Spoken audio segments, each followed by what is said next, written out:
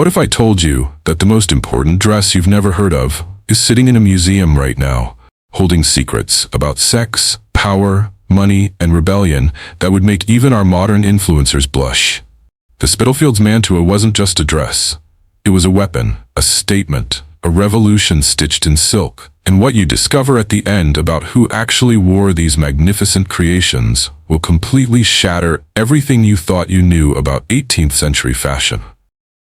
Let me take you back to a world where your dress could literally bankrupt your husband, where the rustle of silk announced your arrival before you entered a room, where fashion wasn't just about looking good but about survival, power, and declaring your place in a ruthlessly hierarchical world. The 1700s weren't the powdered wig fairy tale we see in sanitized period dramas. They were dirty, dangerous, politically volatile, and absolutely obsessed with appearances in a way that makes our Instagram age look positively restrained. The Spitalfields Mantua represents something extraordinary in fashion history. This wasn't just another pretty dress from the past. This garment embodies one of the most fascinating economic and cultural battles of the 18th century, pitting British silk weavers against French supremacy, Protestant refugees against Catholic persecution, and nationalist pride against continental sophistication. Every thread tells a story of immigration, innovation, rivalry, and the kind of cutthroat competition that would make modern fashion houses seem tame by comparison. But before we dive deep into the silk and scandal, let's understand what exactly a mantua was. Because trust me, this isn't your typical ball gown. The mantua revolutionized women's fashion in the late 17th and early 18th centuries by introducing a completely new construction method. Unlike the stiff, structured bodices that came before, the mantua was essentially one long piece of fabric draped over the body and pinned into place, creating those dramatic silhouettes we associate with Georgian court life. Think of it as the haute couture of its day, except infinitely more complex and expensive than anything we'd recognize today. The construction of a mantua was an architectural marvel. Imagine trying to create a three-dimensional sculptural form using only flat fabric, pins, and the most rudimentary understanding of physics. The dress featured a fitted bodice that flowed into a long train, with the fabric pulled back and pinned to create volume at the hips and rear. The sleeves were typically elbow length with elaborate ruffles, and the neckline was cut to display the costly lace and embroidery of the camise underneath. But here's where it gets interesting. The mantua wasn't sewn in the way we think of construction today. It was pinned, pleated, and manipulated into shape, meaning that skilled mantua makers, the dressmakers of their era, were essentially sculptors working in silk. Now, if you're already fascinated by how these dresses were made, make sure you subscribe because what's coming next about the actual cost and the scandalous economics behind these garments will blow your mind. We're talking about fashion as economic warfare, and it gets absolutely wild. The Spitalfields district of London wasn't always the center of British silk production. In fact, its rise to prominence is one of the most compelling immigration success stories in British history, though it came at a terrible human cost. In 1685, King Louis XIV of France revoked the Edict of Nantes, which had granted religious freedom to Protestant Huguenots. This single political act triggered one of the largest refugee crises of the 17th century, forcing hundreds of thousands of skilled Huguenot craftspeople to flee France, and many of them brought with them the most valuable commodity of all, knowledge. These weren't desperate, unskilled refugees. These were master weavers, dyers, designers, and artisans who had been producing the finest silks in Europe for generations. When they arrived in England, particularly in the Spitalfields area of East London, they brought techniques and designs that French silk producers had guarded jealously for decades. Suddenly, London had the expertise to challenge Lyon's dominance in silk production, and the British government, never one to miss a strategic opportunity, supported this new industry with protective tariffs and regulations designed to boost domestic production. The Spitalfields weavers established workshops in tall, narrow houses specifically designed for silk production. These buildings had large windows on the upper floors to maximize natural light, because artificial lighting wasn't sufficient for the detailed work of silk weaving. Can you imagine the scene?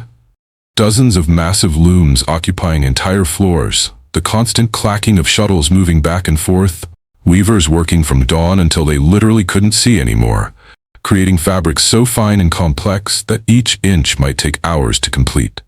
The silks produced in Spitalfields weren't simple solid colors. We're talking about elaborate brocades with metallic threads, intricate floral patterns that required multiple colored threads, damasks with woven designs that created subtle texture and pattern, and bizarre silks. A term that sounds made up but actually refers to silks with asymmetrical, naturalistic designs inspired by imported Asian textiles. The level of skill required was extraordinary. A master weaver might spend years as an apprentice before being trusted with the most complex patterns, and even then, mistakes could ruin days or weeks of work and cost more money than most people earned in months. Here's something that will surprise you about these magnificent silks. The weavers who created them lived in conditions that were often desperately poor. While aristocratic women paraded around in mantuas made from Spitalfields silk worth hundreds of pounds, the weavers themselves worked in cramped, poorly ventilated workshops, often suffering from respiratory problems caused by the silk dust and dyes. Many went blind from the strain of working in insufficient light. Their children started working at the looms as young as 5 or 6 years old. The contrast between the luxury product and the harsh reality of its production was as stark as anything we criticize in modern fast fashion. The economics of the silk trade in 18th century London were absolutely wild. And this is where the mantua comes into sharp focus as not just a garment but a status symbol of almost absurd proportions. A wealthy woman might own dozens of mantuas, each one representing a significant investment. We're not talking about the equivalent of buying an expensive designer dress today. We're talking about spending the equivalent of a modern luxury car on a single outfit that you might only wear a handful of times. The cost breakdown is staggering when you really think about it. First, you had the silk itself, which was sold by the yard and priced according to its quality and complexity. A relatively simple silk might cost a few shillings per yard, but the elaborate brocades required for a truly impressive mantua could cost several pounds per yard, and you needed a lot of yardage for these dresses. A typical mantua might require anywhere from 15 to 25 yards of silk, depending on the style and the size of the train. Do the math, and you're already looking at a sum that would represent months or even years of income for a working-class family. But the silk was just the beginning. Then you needed the mantua maker, the dressmaker, who would transform that flat fabric into a three-dimensional work of art. These skilled craftswomen charged according to their reputation and the complexity of the work. A fashionable mantua maker in London could charge several guineas just for the making, not including the fabric. Then came the accessories, the stomacher, the decorative panel that covered the front of the bodice, often heavily embellished with embroidery, jewels, or ribbons. The petticoat, which wasn't underwear but a visible skirt that peeked out from the open front of the mantua and needed to coordinate with or complement the outer fabric. The engajantes, those elaborate lace ruffles at the elbows. And we haven't even mentioned the undergarments, the stays or corsets that created the fashionable silhouette, the hoops or panniers that gave the dress its width, the shift or chemise underneath it all. Let me tell you about the incredible world of lace that adorned these mantuas, because the engajantes and lace accessories were often more expensive than the silk itself. Fine lace was produced through an intensely labor-intensive process that could take months to complete even small pieces. Bobbin lace and needle lace required extraordinary skill and patience, with lacemakers working in specialized conditions to produce the delicate, intricate patterns that were fashionable. The best lace came from Flanders, France, and Italy, and import duties made it even more expensive. A single set of engajantes, those lace ruffles attached to the sleeves, could cost as much as a servant's annual wages. Women would sometimes remove the lace from older mantuas and reuse it on new dresses, because the lace was simply too valuable to discard, even when the silk had gone out of fashion. The jewelry worn with mantuas tells another fascinating story of conspicuous consumption and social signaling. Diamonds were particularly prized, and the techniques for cutting and setting stones improved dramatically during the 18th century, making them sparkle more brilliantly than ever before. Women wore diamond stomacher brooches, diamond necklaces, diamond earrings, and diamond hair ornaments, sometimes all at once. The candlelight at evening events would catch these stones and create a dazzling display that announced your wealth from across the room. But here's what's truly shocking. Many women rented their jewelry for court appearances, just as they rented their dresses. London jewelers maintained inventories of spectacular pieces that could be hired for the evening, allowing women to appear dripping in diamonds they didn't actually own. The anxiety about keeping track of expensive borrowed jewelry while navigating crowded court functions must have been intense. And if you think that's extravagant, wait until you hear what some women spent on just the trimmings and embellishments. What you'll learn about the competitive display at court will absolutely shock you, and it explains why some families literally went bankrupt trying to keep up with fashion. Court presentation was the Olympics of 18th century fashion. If you were a woman of the aristocracy or wealthy gentry, being presented at court wasn't just a social nicety, it was an essential rite of passage and a recurring obligation. And you couldn't just show up in any old dress. Court etiquette demanded specific styles, and the mantua, with its dramatic train and formal construction, was the required uniform for much of the 18th century. The pressure to outshine your rivals while adhering to the unwritten rules of appropriate display created a fashion arms race that bankrupted more than one family. Consider the court of Queen Anne or the early Georgian courts under George I and George II. These were formal, rigid environments where every detail of your appearance was scrutinized and judged. The length of your train, the quality of your silk, the intricacy of your embroidery, all of these conveyed messages about your wealth, your taste, your family connections, and your understanding of the subtle hierarchies that governed court life. Women prepared for months before a court appearance, consulting with mantua makers, silk mercers, jewelers, and hairdressers to create an ensemble that would make the right impression. The competitive pressure was immense. There are documented cases of women commissioning new mantuas for every single court appearance, refusing to be seen in the same dress twice. Some kept detailed records of what other women wore to avoid unfortunate duplications, or worse, being outdone by a rival's more impressive display. The gossip and commentary could be vicious. Fashion magazines and personal letters from the period are filled with catty observations about who wore what, who looked overdressed or underdressed, who had the best fabric, whose mantua maker did the finest work. The hairstyles that accompanied these mantuas were architectural wonders in themselves. By the mid-18th century, fashionable hairstyles had grown to extraordinary heights, sometimes rising 2 or 3 feet above the wearer's head. These towering creations required pomatum, a greasy mixture of lard and other fats to hold the hair in place, along with wool padding, false hairpieces, and wire frames to create the structure. The hair was then powdered with starch or flour to achieve the fashionable white or gray color. These hairstyles took hours to create and were so elaborate and expensive that women would sleep sitting up or leaning their heads on special supports to preserve them for days or even weeks. You can imagine the hygiene issues this created, and there are documented accounts of women's hair becoming infested with lice or mice attracted by the pomatum and flour. What you'll discover about the lengths women went to maintain these hairstyles will absolutely astonish you. Let's talk about one specific Spitalfields Mantua that survives in museum collections today, because examining a real example makes all of this come alive in ways that general descriptions simply can't match. The dress I want to focus on dates from around 1740 and represents the height of Spitalfields production, when British silk had finally achieved the quality and prestige to rival French imports. The fabric itself is a masterpiece of the weaver's art.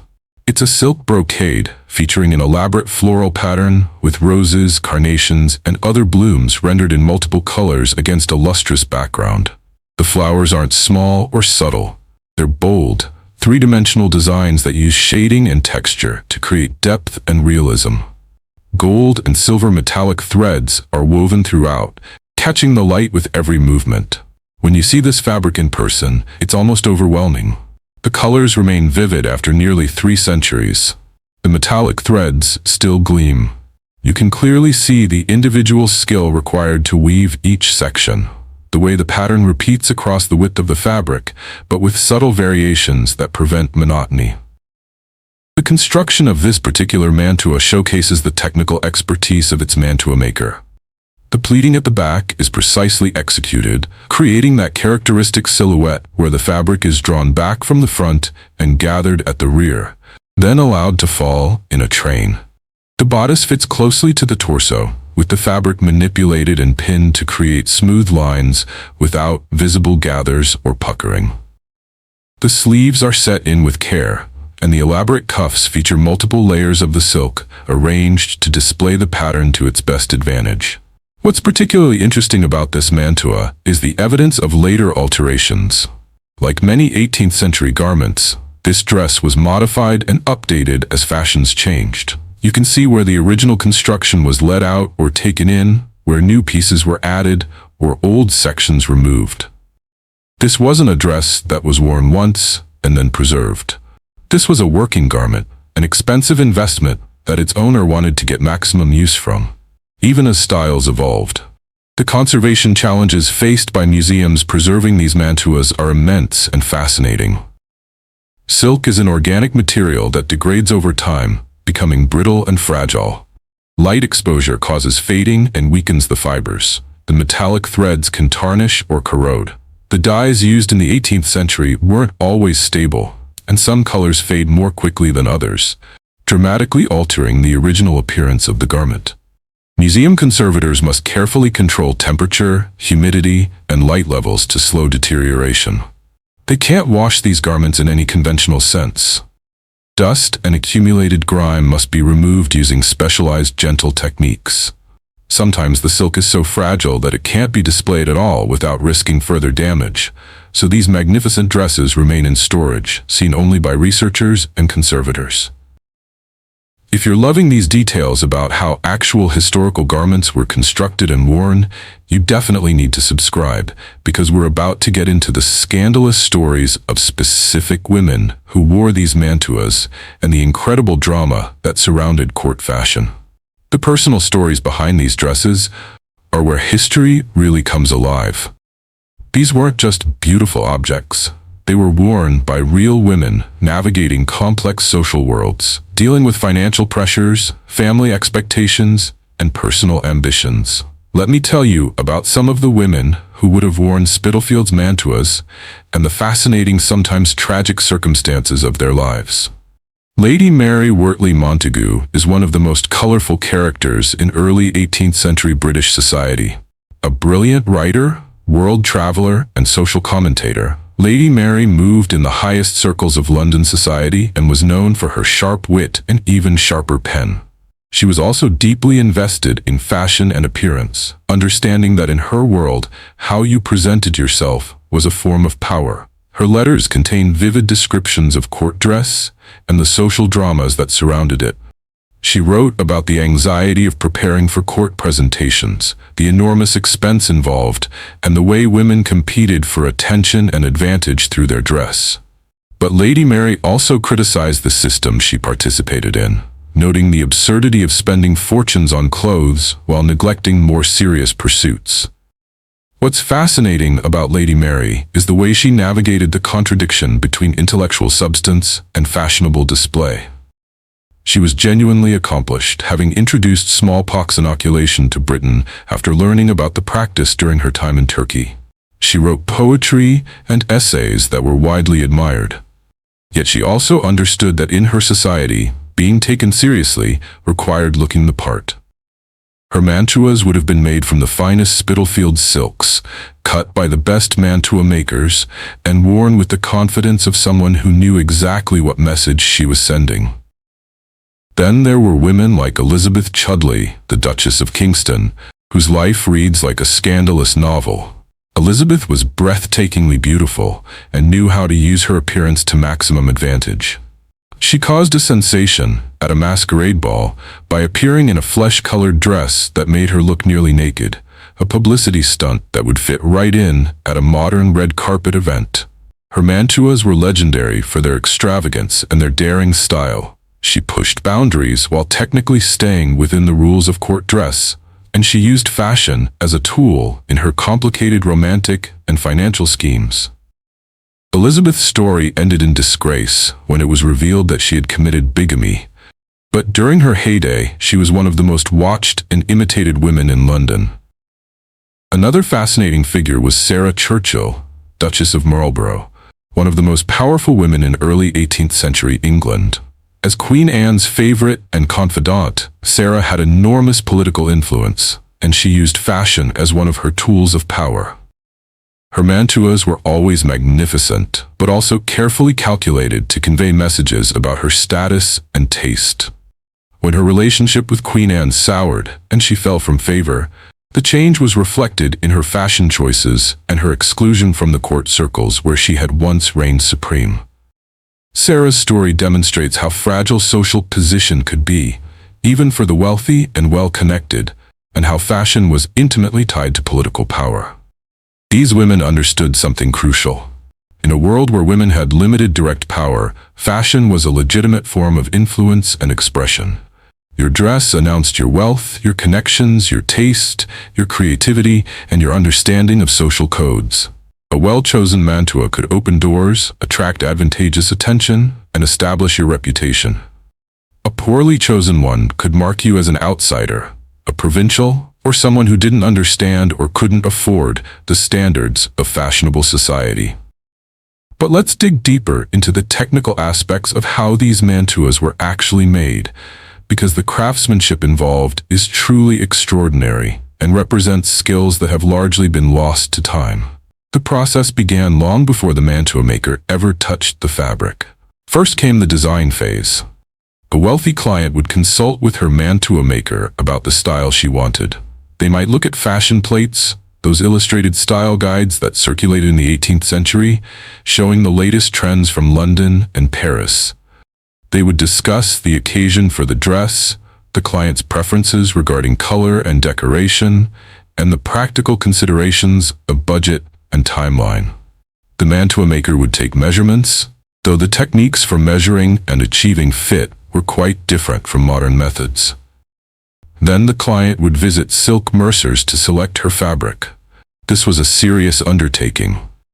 The mercers' shops were filled with dozens or even hundreds of different silks, each one displayed to show its pattern and quality to best advantage. A woman might spend hours examining different options, considering how the pattern would look when made up into a mantua, whether the colors suited her complexion, whether the silk had enough body and weight to hang properly, whether the design was fashionable but not so trendy that it would look dated within a season. The mercer would help guide these decisions, suggesting fabrics and providing information about their origins and qualities. Remember, there was no quick online shopping.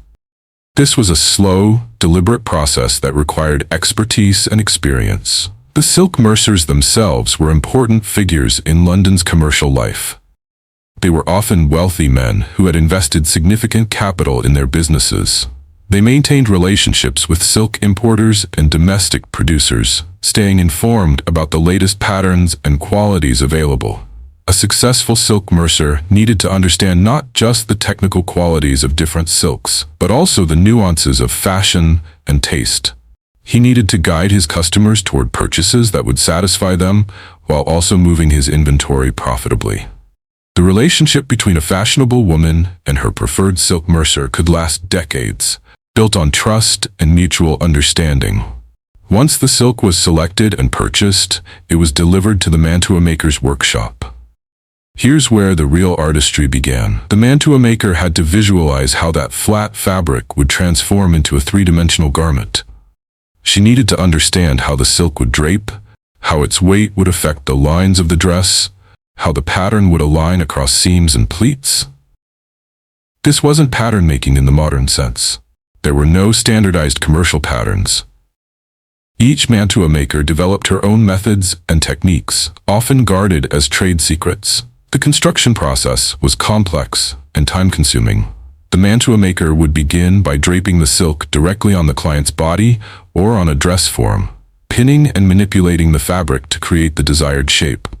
The characteristic pleating at the back required precise technique to ensure the fabric lay smoothly and the train fell correctly.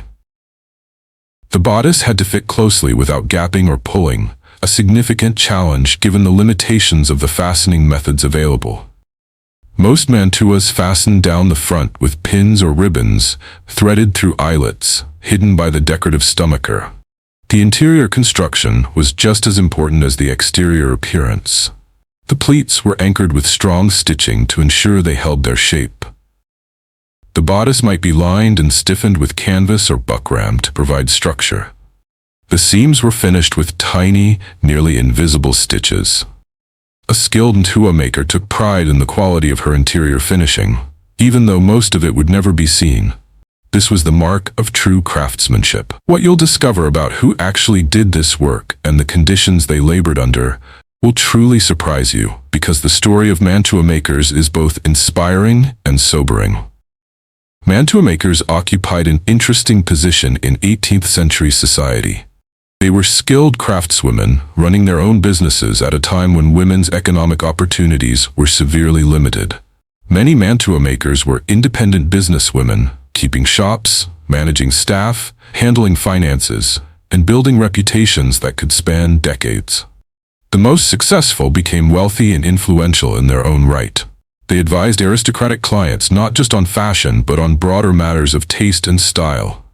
They had access to the homes and private spaces of the upper classes in ways that few other working women did.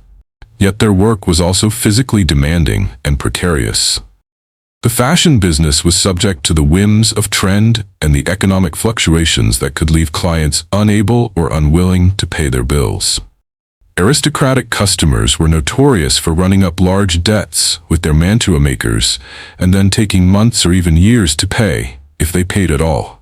A mantua maker had to be part artist, part businesswoman, and part diplomat, balancing the creative demands of her craft with the practical realities of running a profitable enterprise. Many mantua makers employed staffs of apprentices and seamstresses who did much of the basic work under the master's supervision. These young women often came from working-class backgrounds and saw mantua making as a path to a skilled trade. The apprenticeship could last several years and required significant time and money from the apprentice or her family. In return, she learned not just sewing skills, but the complex knowledge of fabrics, construction, fit, and style that distinguished a true professional from someone who merely knew how to use a needle. The conditions in these workshops varied widely. A successful mantua maker with a wealthy clientele might run a relatively pleasant establishment with decent working conditions. But many seamstresses labored in cramped, poorly lit rooms, working impossibly long hours, especially during the busy social season when demand for new dresses peaked. The work was hard on the eyes and the body. Hours spent hunched over detailed handwork caused back problems, vision problems, and repetitive strain injuries. Young women who started as healthy teenagers could find themselves worn out and suffering from chronic health problems by their 30s. There's a darker story here too, one that's often left out of sanitized histories of fashion. The pressure to produce elaborate garments quickly and cheaply led to exploitation. Seamstresses were paid by the piece, meaning their income depended on how much they could complete. This created incentives to work through exhaustion and illness. Young women living alone in London to pursue this trade were vulnerable to poverty, illness, and predatory behavior. The connection between needlework and prostitution was acknowledged at the time, with many contemporary observers noting that seamstresses' wages were so low that some turned to sex work to survive. So when you admire a beautiful 18th century mantua in a museum, you're looking at an object that represents not just artistic achievement and luxury, but also the labor of women whose names we'll never know, who sacrificed their health and worked in difficult conditions to create beauty for those who could afford it. It's a reminder that fashion has always had its dark side, and the glittering surface of historical style often conceals uncomfortable truths about exploitation and inequality. Now let's talk about what happened when you actually wore one of these magnificent creations, because the physical experience of being dressed in a mantua was unlike anything we experience with modern clothing. And understanding this gives us insight into how fashion literally shaped women's lives and movement. Getting dressed in the 18th century was a production that could take hours and required assistance. You couldn't just throw on a mantua and head out the door. The process began with the chemise, the linen undergarment that protected the body from the rougher outer fabrics and protected those expensive outer garments from body oils and sweat. Then came the stays, the stiffened corset that created the fashionable torso shape. These weren't the extreme, waist-crushing corsets of later Victorian fashion, but they were still rigid and restrictive, designed to create a smooth, conical silhouette from shoulders to hips. The stays had to be laced tightly, usually by a maid or female relative, pulling the cords until the fit was firm enough to provide the necessary support and shaping. Women who wore stays from childhood adapted to them and often found them supportive rather than restrictive, but they definitely limited movement and made certain activities difficult or impossible. You couldn't bend from the waist easily. Deep breathing was constrained. Physical exertion was challenging. Next came the hoops or panniers, the structures that held the petticoat and mantua away from the body to create width. In the early 18th century, these might be relatively modest, but as the century progressed, side hoops grew to absurd proportions, extending several feet to either side and making it difficult to fit through doorways or sit in chairs. Women had to master special techniques for managing these hoops, learning to tilt them or compress them as needed. Then the petticoat was fastened over the hoops, and finally the mantua itself was arranged. This required skill and assistance. The mantua had to be pinned or tied to ensure it hung correctly, the train arranged properly, the pleats lying flat. The stomacher was pinned in place down the front. The engajantes were attached to the sleeves. Every element had to be checked and adjusted to ensure the overall effect was perfect. Once dressed, your movement was fundamentally altered by your clothing. The weight of all those layers, the restriction of the stays, the width of the hoops, the trailing weight of the train, all of this changed how you walked, how you sat, how you carried yourself. Women developed a distinctive gliding walk, moving smoothly without excessive hip movement that might disturb the drape of their garments. Sitting required careful arrangement of the train and awareness of the hoops. Dancing in these clothes demanded skill and practice. The mantua also affected your posture and bearing. The stiffness of the stays encouraged an upright carriage. The weight of the train pulled slightly backward, requiring core strength to maintain balance. The width of the hoops meant you needed more personal space and had to be constantly aware of your position relative to furniture and other people. In a crowded room, moving through the press of other similarly dressed women was a challenging maneuver. And here's something that might shock you. These dresses were hot, heavy, and often quite uncomfortable, especially in summer or in crowded, overheated rooms lit by hundreds of candles. Women sometimes fainted from the heat and the restriction of their stays. The weight of silk, undergarments, and accessories could easily total 20 or 30 pounds. Imagine wearing that for hours during a court ceremony or ball, standing for long periods because sitting was so complicated, all while maintaining perfect composure and appearing effortlessly elegant. The fans that women carried weren't just decorative accessories, but essential tools for managing the heat and maintaining some degree of comfort. Fans were elaborately decorated, often featuring painted scenes or expensive materials like ivory and mother of pearl. But their primary function was practical, providing a breeze in stifling rooms and covering the face when necessary for modesty or to hide expressions. Fan language, the system of coded gestures and positions that supposedly allowed women to communicate secretly, was probably more myth than reality, but fans were definitely important tools in the social performance of 18th century femininity. If this deep dive into the physical reality of historical fashion is fascinating you, make sure to subscribe, because what's coming about the political dimensions of the Spitalfields silk industry and how fashion became entangled with nationalism and economic policy is absolutely wild. The British government's support for the Spitalfields silk industry wasn't just about helping refugee artisans or creating jobs. It was part of a larger mercantilist strategy aimed at reducing dependence on French imports and building domestic industries that could compete on the international stage. Fashion was serious business, economically and politically, and the Mantua was a key battleground in this larger struggle. Throughout the late 17th and 18th centuries, Britain and France were rivals, sometimes enemies, competing for trade, colonial territories, and European dominance. This rivalry extended to fashion and luxury goods. France, particularly Paris and Lyon, was recognized as the arbiter of European taste. French silks, French fashion, French style set the standard that everyone else tried to emulate. This gave France enormous soft power and also generated substantial revenue from exports.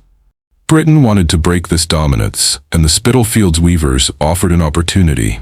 If British silks could match French quality and British fashion could develop its own identity, the nation could reduce imports, keep money circulating domestically, and potentially even compete for export markets. The government enacted various measures to support this goal. Sumptuary laws and import restrictions made French silks expensive or difficult to obtain. Bounties and tax breaks encouraged domestic production. There was even social pressure and patriotic rhetoric encouraging the aristocracy to buy British rather than French. The Spitalfields Act of 1773 was a landmark piece of legislation that set minimum wages for silk weavers and regulated working conditions. It was one of the first examples of government intervention in labor markets to protect workers, and it reflected both the political power of the organized weavers and the government's strategic interest in maintaining the domestic silk industry. The act remained in force for decades and shaped the economics of silk production throughout the late 18th and early 19th centuries. The results were mixed but significant. Spitalfields silks did achieve recognition for quality and became fashionable in their own right. Certain patterns and styles became associated with English taste, but France never lost its position as the fashion capital of Europe, and wealthy Britons continued to desire French goods despite the additional expense and the nationalistic appeals to buy British. This created interesting tensions for fashion-conscious women. Wearing French silk could be seen as unpatriotic or even politically suspect, especially during times of war or heightened Anglo-French rivalry. Yet French fabrics were often genuinely superior, or at least perceived as more fashionable. Women navigated this by sometimes publicly wearing British silks while privately coveting French ones, or by smuggling French fabrics into the country to avoid the heavy import duties. The smuggling trade in luxury textiles was extensive and sophisticated. Organized smuggling networks operated across the Channel, bringing in not just silks but also lace, ribbons, and other fashion accessories that were either prohibited or heavily taxed. Customs officials tried to intercept these shipments, but the profits were so high that smugglers continually found new methods and routes. Some aristocratic women were complicit in this trade, using their social position to avoid searches or purchasing goods they knew had been smuggled. The romantic image of smugglers as swashbuckling heroes was partly cultivated by those who benefited from the illegal trade. The Spitalfields weavers themselves were politically active in defending their industry. They lobbied Parliament for protective legislation, organized to oppose imports and smuggling, and sometimes rioted when they felt their livelihoods were threatened. The 18th century saw repeated episodes of weavers attacking individuals wearing imported silks or vandalizing shops that sold them. This wasn't just economic anxiety, it was wrapped up with identity, pride in craft, and a sense that they deserved government protection after having fled religious persecution in France. The politics of silk and fashion also intersected with debates about luxury and morality that ran throughout the 18th century. Moralists and critics worried that excessive attention to fashion and luxury goods was corrupting British society, making people vain and frivolous, encouraging debt and financial irresponsibility, and distracting from more serious concerns. Women, as the primary consumers of fashion, bore the brunt of this criticism. They were accused of bankrupting their husbands with their clothing expenses, of caring more about appearance than substance, of being vain and foolish. These criticisms were deeply gendered and often unfair. Men's fashion could be just as expensive and elaborate, but somehow women's clothing attracted more moral outrage. The criticism also ignored the practical reality that for women in aristocratic society, fashion was part of their job. They were expected to dress appropriately and impressively as representatives of their family's status and wealth. A woman who appeared poorly dressed or out of fashion reflected badly on her husband and her family, potentially damaging important social and political relationships. The mantua, as one of the most expensive and elaborate forms of women's dress, became a lightning rod for these debates. Critics pointed to mantuas as examples of wasteful excess. Defenders argued that maintaining elegant court dress was a necessary part of civilized society, and that the spending supported important domestic industries like the Spitalfields weavers. What you'll learn about how all of this ultimately played out and what happened to the Spitalfields silk industry will completely shock you, because the ending isn't what you'd expect. The Spitalfields silk industry flourished for most of the 18th century, but by the early 19th century, it was in serious decline. Several factors contributed to this collapse. Technological changes in textile production, particularly the development of mechanized weaving, made hand-woven silks increasingly expensive relative to machine-made alternatives. Fashion itself changed, moving away from the elaborate brocades that had been Spitalfields' specialty toward simpler, lighter fabrics more suited to the neoclassical styles that became popular in the late 18th and early 19th centuries. The jacquard loom, invented in France in 1801, revolutionized silk weaving by using a system of punched cards to control the pattern-making process. This innovation allowed complex patterns to be woven more quickly and with less skilled labor than the traditional draw loom method. While the jacquard loom was eventually adopted in Spitalfields, it came too late to save the industry from competition with cheaper mechanized production elsewhere. Economic changes also played a role. The protective tariffs and regulations that had supported the British silk industry were gradually relaxed or eliminated as free trade ideology gained influence. Without protection from foreign competition, Spitalfields couldn't compete with cheaper imports. The weavers who had been protected by regulations found themselves struggling in a more open market. By the mid-19th century, the Spitalfields silk industry was essentially dead. The tall weaving houses were converted to other uses or demolished. The looms fell silent. The skills that had been passed down through generations were lost as young people turned to other trades. Some weavers emigrated, taking their skills to other countries. Others shifted to different occupations. The neighborhood itself changed character completely, becoming home to successive waves of immigrants, and eventually evolving into the diverse, multicultural area it is today. The mantua itself had long since fallen out of fashion. By the late 18th century, styles had evolved towards simpler, less formal dresses influenced by neoclassical aesthetics and French Revolutionary fashion. The elaborate construction and formal silhouette of the mantua seemed old-fashioned and cumbersome. Women wanted clothing that allowed easier movement and reflected the more egalitarian ideals that were transforming European society in the wake of revolution and political change. But here's the fascinating part. While the mantuas themselves were largely discarded, altered beyond recognition, or eventually ended up in museum collections, the legacy of Spitalfields silk endured in unexpected ways. The patterns and designs created by those anonymous weavers influenced textile design for generations.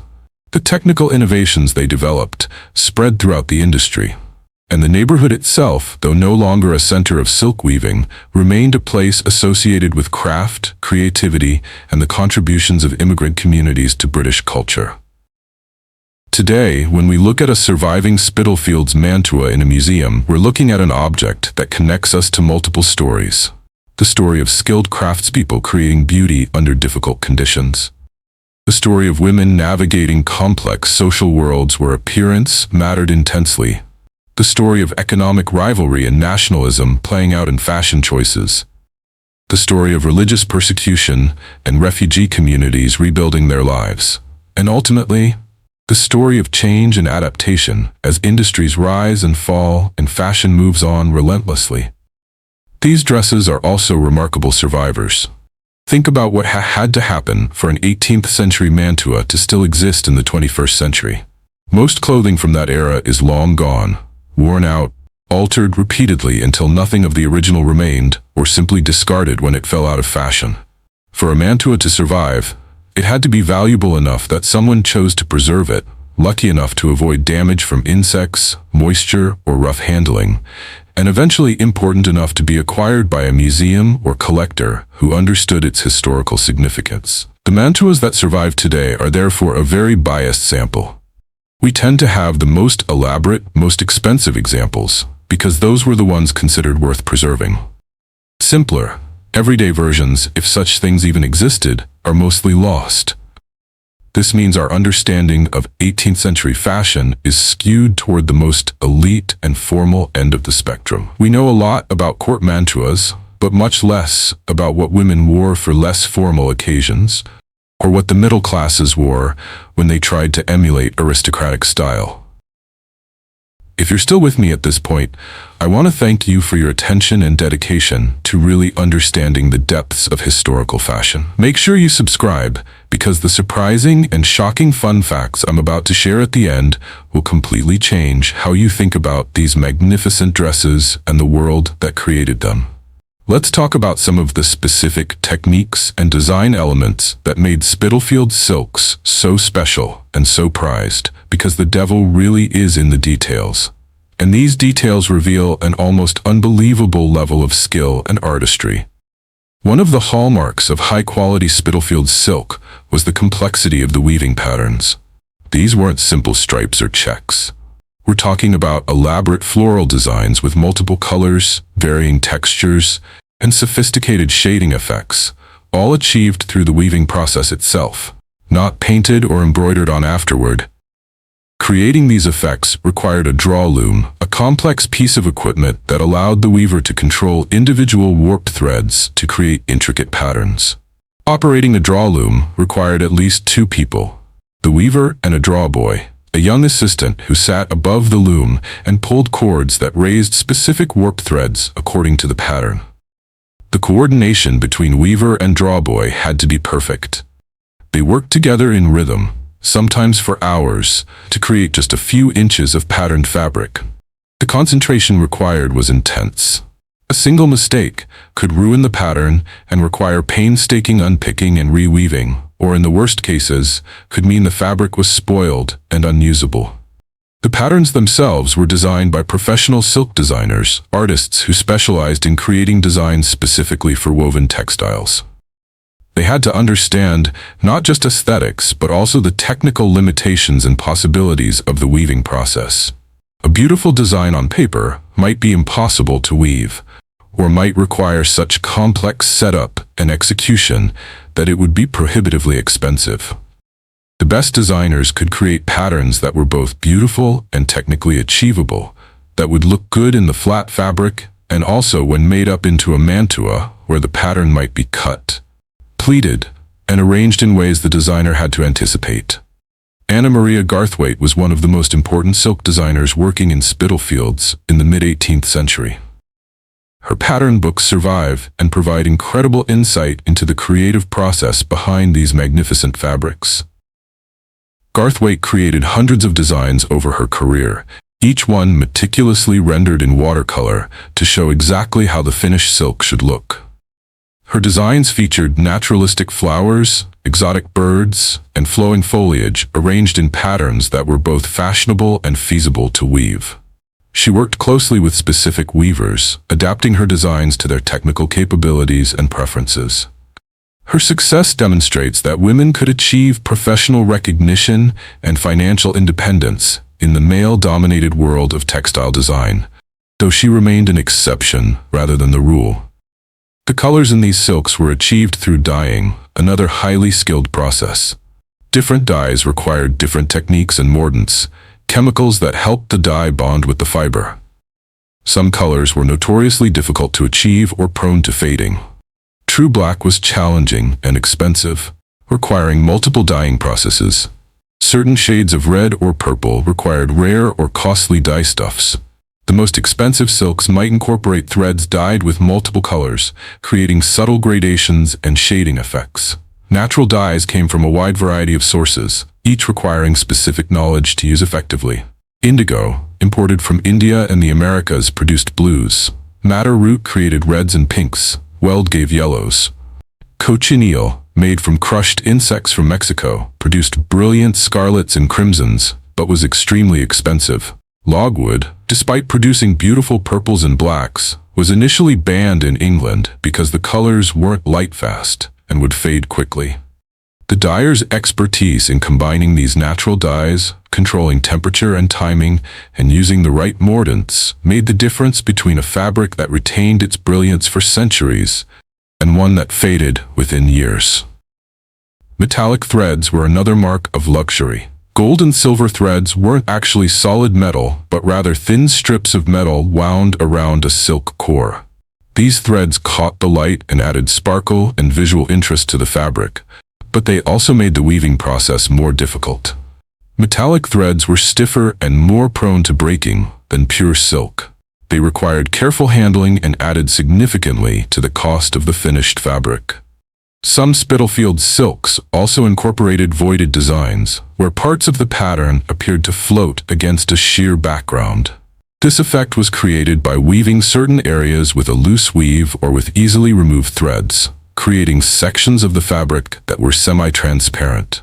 When made up into a garment, these sections would show the color of the underlying petticoat or lining, creating complex layered visual effects. The quality of Spitalfields silk was also evident in the finish of the fabric. High-quality silk had a particular smoothness and luster that came from careful selection of raw materials and precise control of the weaving tension. Lower-quality silks might have slubs, thick spots caused by irregularities in the thread or uneven texture. The selvage, the finished edge of the fabric, was also a marker of quality.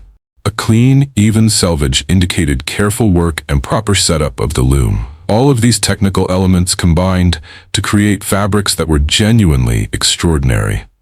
When you see an 18th century Spitalfields silk in person, particularly one that's been well preserved, the quality is immediately apparent even to an untrained eye. The colors are rich and deep. The patterns are crisp and clear. The fabric has body and substance without being stiff. The luster catches the light in a way that makes the material seem to glow. It's no wonder that women were willing to pay small fortunes for dresses made from these fabrics. But there's another aspect to these mantuas that we haven't fully explored yet: the social theater and performance aspect of wearing them. Fashion in the 18th century wasn't a private matter. It was public, performative, and deeply communicative. Your dress spoke for you, about you, and sometimes against your rivals, in a language that everyone in your social circle understood. Court appearances were perhaps the most theatrical setting for mantua display. These were formal, ritualized occasions with strict protocol governing everything from how you entered the presence chamber to how deeply you curtsied to the monarch. Your dress had to comply with these expectations while also making you stand out in a crowd of similarly dressed women. The challenge was to be magnificently individual while still being appropriately conformist. Women prepared for these appearances with the same intensity that a performer might prepare for a major role. They consulted with experts, practiced their movements and curtsies, worried about every detail of their appearance. The morning of a court appearance might involve hours of preparation, with maids and family members assisting with the elaborate process of getting dressed, arranging hair, applying cosmetics, and adding jewelry and accessories. The actual court appearance was brief, perhaps only a few minutes in the presence of the monarch. But those few minutes were intensely scrutinized. Everyone present watched to see who wore what, how it was received, whether the monarch made any particular comment or showed any particular favor. Fashion magazines and gossip sheets reported on court dress, describing notable outfits in detail and commenting on successes and failures. A fashion triumph at court could establish a woman's reputation and influence style for the season. A fashion disaster could haunt you for years. But the performance aspect extended beyond official court functions. Assemblies, balls, theater visits, and even walking in public parks were opportunities to display and be displayed. The 18th century aristocracy lived much of their lives in public, constantly visible to their peers and to the lower classes who watched them with fascination and often with critical commentary. Your appearance was always being judged, always conveying messages about your status, wealth, taste, and character. This helps explain the enormous investment in clothing and accessories. It wasn't just vanity or extravagance. It was a necessary tool for navigating a social world where reputation and perception mattered intensely. A woman who dressed poorly or unfashionably might find herself excluded from important events, overlooked for advantageous matches for her children, or simply dismissed as unimportant. Fashion was power, and the mantua was one of the most powerful tools in a woman's arsenal. The performative aspect also meant that the mantua had to work from all angles. The front view, with the open robe revealing the petticoat and stomacher, needed to be impressive. The back view, with the pleated train, needed to be elegant and show the fabric to advantage. The side view needed to display the proper proportions and silhouette. Even the way the dress moved as you walked was important. The rustle of silk announced your arrival and departure. The fabric needed to flow and drape properly as you moved, never getting caught or tangled, always maintaining its shape and elegance. Some women were simply better at this than others. Natural grace, good deportment training, and an understanding of how to manage the technical challenges of the dress all contributed to how successfully you could wear a mantua. There are accounts of women who were admired not just for having beautiful dresses, but for wearing them beautifully, moving with confidence and elegance that made the dress part of a larger performance of refined femininity. Now, I promised you some truly shocking fun facts at the end, and I'm about to deliver on that promise. These are details about Spitalfields Mantuas and 18th century court fashion that will genuinely surprise you and completely change your perspective on what we've been discussing. First shocking fact: many of the most elaborate mantuas worn at court were actually rented, not owned. That's right, there was a thriving business in renting court dress to women who couldn't afford to purchase their own, or who didn't want to invest in a dress they'd only wear once. Specialized shops maintained inventories of court mantuas in various sizes and styles, along with all the necessary accessories. You could show up, be fitted with a suitable dress, wear it to court, and return it afterward. This meant that some of the most magnificent dresses you'd see at any given court function might be worn by women of relatively modest means who were renting for the occasion. The dress didn't necessarily reflect the wearer's actual wealth, which must have created some interesting social dynamics, and probably some anxiety among women who had invested fortunes in their own wardrobes, only to be potentially outdone by someone in a rental. Second shocking fact: the trains on some court mantuas could extend more than 6 feet behind the wearer, and managing these enormous trains was such a challenge that women sometimes employed special train bearers to follow behind them and keep the fabric from getting stepped on or dirty. Can you imagine the logistics? You're trying to navigate a crowded room, curtsy to the monarch, and socialize, all while being tethered to a small child or servant who's trying to manage several yards of expensive silk trailing behind you. The trains were required by court protocol, so you couldn't just leave them off, but they were genuinely impractical and cumbersome. Some women literally couldn't fit through doorways without turning sideways or having their train lifted and carried through separately. Third shocking fact: the metallic threads used in many Spitalfields brocades sometimes contained actual gold and silver, making the dresses not just expensive to purchase, but also valuable in terms of their material content. There are documented cases of women having their old mantuas dismantled so the metallic threads could be recovered and the precious metal extracted and sold. Your dress was literally wearable wealth, and when fashion changed or money got tight, that dress could be converted back into cash, though obviously at a loss from what was originally paid. This also meant that mantuas were sometimes stolen, not for the fabric, but for the gold and silver content, making them targets for thieves who would strip the metallic threads and sell them. Fourth shocking fact: some of the most beautiful Spitalfields silks were created by weavers who were children. The apprentice system meant that boys and girls as young as 7 or 8 were working at the looms, often doing the tedious work of preparing threads or assisting the master weaver. Their small hands and sharp young eyes made them well suited for some of the detailed work. But it also meant that these magnificent luxury goods were produced in part by child labor, under conditions we would find completely unacceptable today. When you admire the craftsmanship of these textiles, you're looking at work that may have been done by children who should have been playing or learning to read, not laboring in dark workshops. Fifth shocking fact: the rigid stays worn under mantuas weren't always made of the whalebone we associate with corsets. Some were stiffened with wood, some with metal strips, and some with a material called bents, which were actually thin strips of reed or cane. The cheapest stays might be stiffened with layers of paste-stiffened fabric or even paper. The quality of your stays, which were invisible under your dress, varied dramatically based on what you could afford, and this affected not just comfort but how well the dress fit and looked.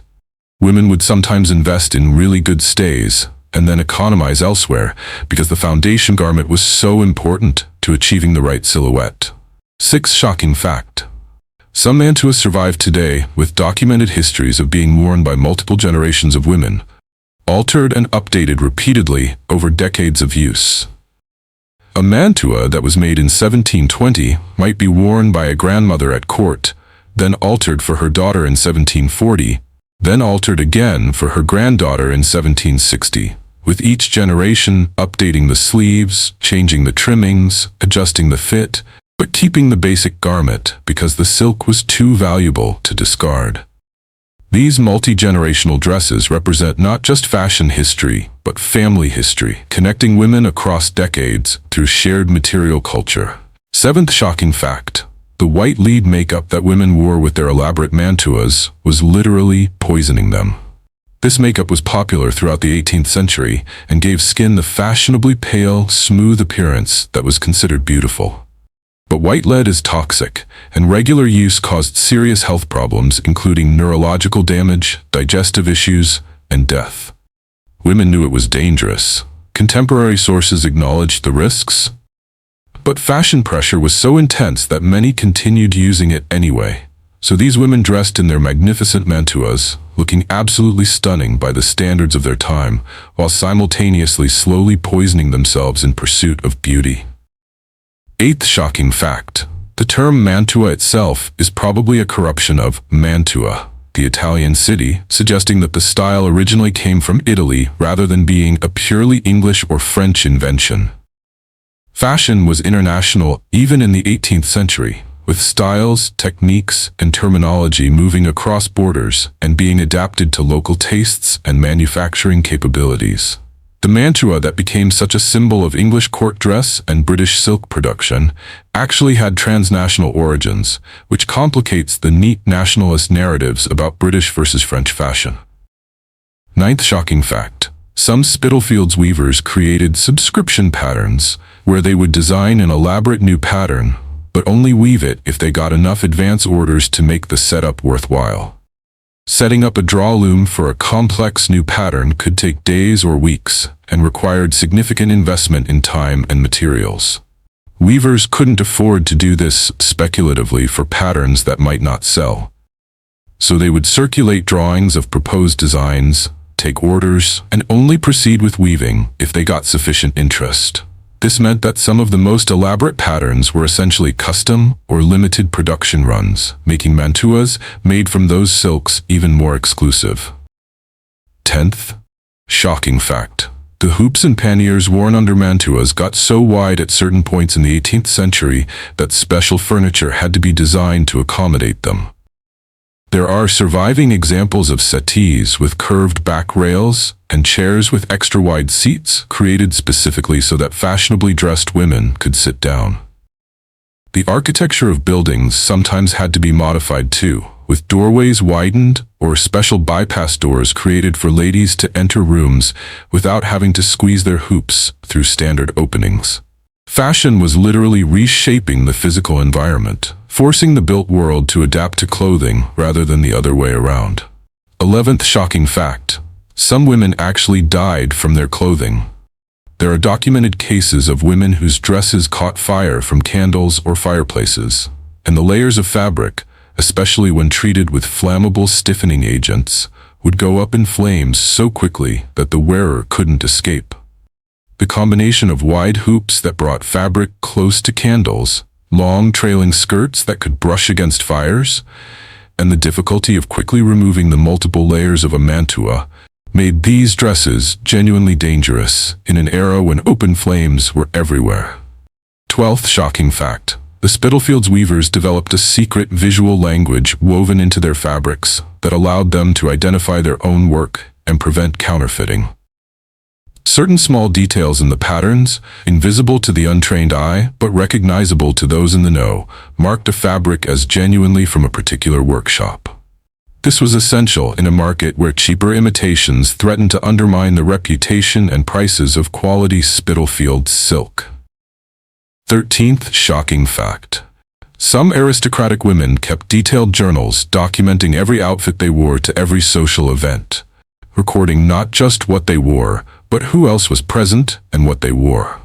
These fashion diaries were partly practical tools for avoiding the faux pas of repeating an outfit at the wrong event, but they also functioned as social intelligence, tracking the fashion choices and implied status of rivals and allies. Some of these journals survive and provide historians with incredibly detailed information about court fashion and social dynamics. 14th shocking fact: the weight of a fully dressed woman in a court mantua could exceed 200 pounds. Think about that. A woman who might naturally weigh 120 pounds could nearly double her weight with clothing, jewelry, and accessories. The physical toll of carrying this weight for hours during court ceremonies was immense, and it's no wonder that fainting was so common at court events.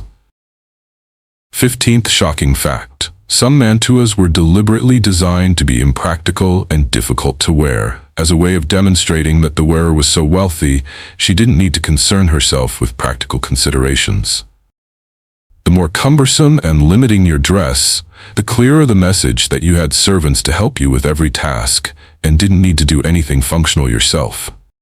Impracticality was a feature, not a bug, a visible demonstration of privilege and leisure. These facts completely transform our understanding of 18th century fashion and the Spitalfields Mantua. This wasn't just about pretty dresses. It was about rented identity, child labor, toxic beauty standards, international cultural exchange, economic calculations, material wealth literally worn on the body, multi-generational family connections, dangerous clothing that could kill you, secret weaver codes, obsessive fashion documentation, body-crushing weight, and deliberately impractical design as a status symbol. Every Spitalfields Mantua in a museum collection represents all of these threads, woven together as intricately as the silk brocade itself. The Spitalfields Mantua stands as a testament to human creativity, skill, and ambition, but also to the costs and consequences of those qualities. These dresses are beautiful, undeniably so, but their beauty was created through exploitation. Their luxury depended on suffering, and their magnificence came at prices beyond mere money. Understanding this doesn't diminish their artistic value or historical importance. If anything, it makes them more interesting, more complex, more human. When you see a Spitalfields Mantua in a museum now, you're not just looking at an old dress. You're looking at a physical embodiment of an entire world. The weavers who created the silk, the dyers who colored it, the designers who imagined the patterns, the mantua makers who constructed the dress, the women who wore it, and the complex social performances they engaged in. The economic policies that supported or hindered the industry, the technological innovations that made such textiles possible, the fashion system that created demand for constant novelty. the hierarchies that made such conspicuous consumption socially necessary, and the gradual changes that eventually made this entire mode of dress obsolete. The Spitalfields Mantua connects us to this vanished world in ways that written records alone cannot. Objects have power. They make history tangible. They let us see and sometimes even touch the actual materials that people from centuries ago wore, created, and valued. They remind us that history isn't just about dates and events and famous people, but also about everyday objects, material culture, and the skilled hands that made beauty for others to wear. If you've made it all the way to the end of this journey, through the lavish world of the Spitalfields Mantua, thank you for your attention and your curiosity. If you found this fascinating, make sure you subscribe for more deep dives into the hidden histories behind historical fashion and the Gilded Age of old money style. The stories behind these objects are always more complex, more surprising, and more human than we might initially imagine. And there are so many more waiting to be told. The Mantua may be long out of fashion, but the stories it tells about craftsmanship, labor, beauty, power, and human ingenuity remain as relevant and compelling as ever.